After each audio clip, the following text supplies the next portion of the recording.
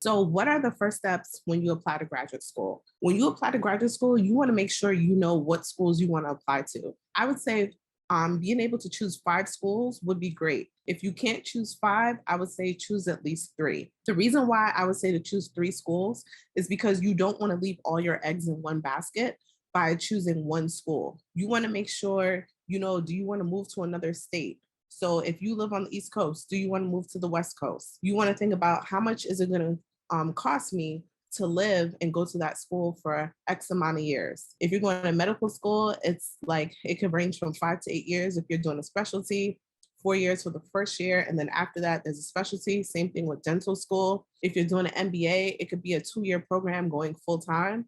Sometimes going part-time, it could be 2.5 or 3 years. So you want to make sure you figure out, do you want to be in the same state where you work?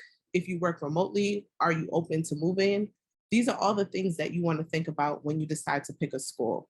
You also want to think about the cost. So do you want to go to like a public university? Do you want to go to a private school? All these things you want to think about because they definitely play a part in you choosing the school that you'd like to attend. The second thing you should do is check for information sessions and attend. The reason why the information sessions are so important to attend is because you'll be able to get a lot of information about the program that you're interested in. Many times when you attend an information session, the person who's the admissions officer or the director, they'll give you a free application waiver.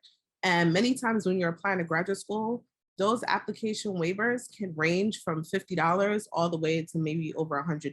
So getting a free application waiver is a big deal because right there from the start, you're already starting out without paying any money. The other great thing about going to the information sessions is those people can also tell you if there's any money offered by any of the departments that you're interested in applying for. Usually the admissions person will always be able to put a name with a face. So if the school that you're interested in has a Zoom webinar, such as if you're interested in attending the school, or if they have it in person, I would definitely attend. The reason why I would attend is because the admissions officer would be able to put a name with a face. So let's say you decide after the information session that you want to send them an email, they'll remember you. The second thing is, another great thing to do is to set up a meeting with the admission officer or the director of the program. The reason why this would be a great thing to do is because maybe you didn't get all your questions answered at the information session. So now because you attended the information session, that person remembers that you were there.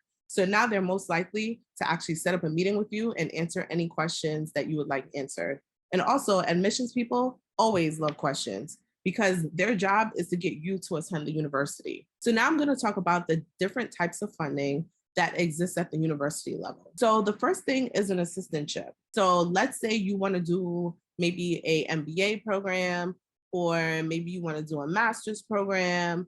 PhD programs all have this assistantship. So there's different types. There's 2 types of assistantships. There's a teaching assistantship and there's a research assistantship. A teaching assistantship is basically where you help a professor teach a class. Sometimes for like the STEM disciplines, like chemistry or like biology, sometimes the professor might need someone to grade papers. So maybe as a graduate student, you're grading papers for like an undergraduate class that's for freshmen or for sophomores. Let's say you're a full-time person, you work Monday to Friday and you work a 9 to 5. A great thing to do is to email a professor in the department and ask them, do they need a teaching assistant? Sometimes they might need someone to assist in teaching a class from 7 to 9 o'clock on a Tuesday night, or 6 to 8 o'clock on a Thursday night. All you need is one class. One class to help a professor will pay your entire tuition for the whole semester or the whole year. Many people don't know this exists.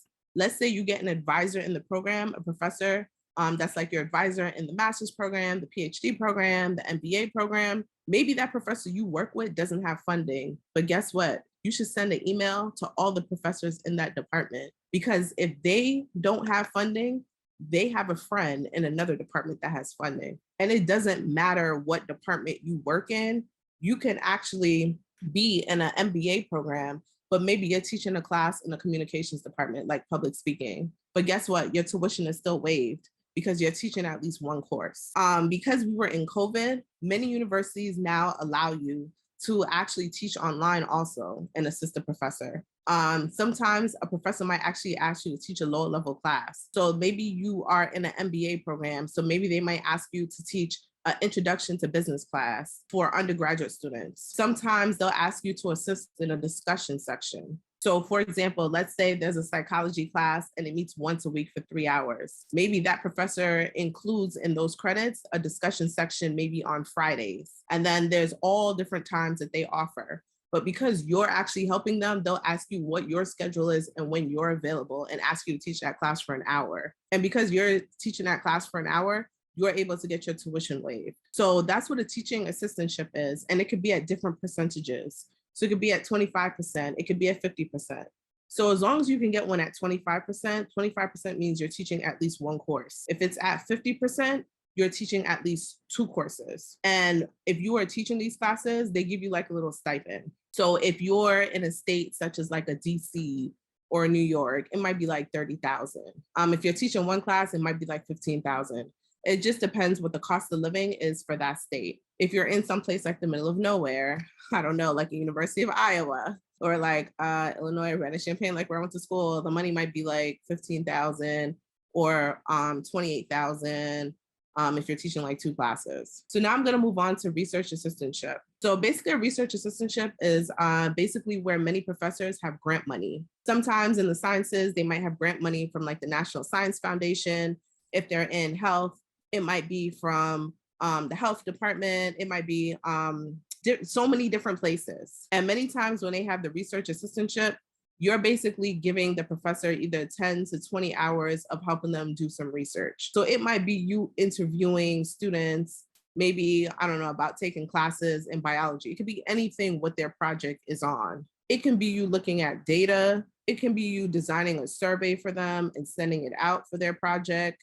It can be you helping them write a paragraph. There's so many things you can help with as far as a research assistantship. If you're in the sciences, it might be you working in someone's lab. But I just want to make sure you guys understand if you decide to go part-time, sometimes there's not as much funding. But if you go full-time, meaning if you're taking 2 classes or 3 classes, most of all the funding that is here will fully pay for your program. So research assistantship is basically just assisting someone on a research project or research study. Once again, you would have to email professors and ask them, do they have any funding?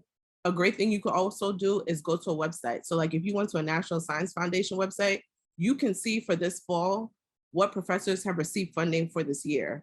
And then you can match that with the university that you're interested in, and then email that professor and ask them like, hey, do you have any open positions? Are you hiring anyone for this year? I wanted to know if you can offer me some type of funding in order to get my tuition paid for the whole year or the semester. The next type of funding I'm going to talk about is a fellowship.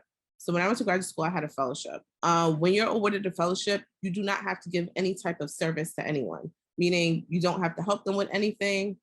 Usually the way you get fellowships is after you apply for the program, the graduate college usually puts all the people that they admitted into like a pool. And then there's a committee that decides the type of funding that different people get. Sometimes people don't get funding at all, but as long as you apply to the university, you get in. Mostly everyone is put in this pool.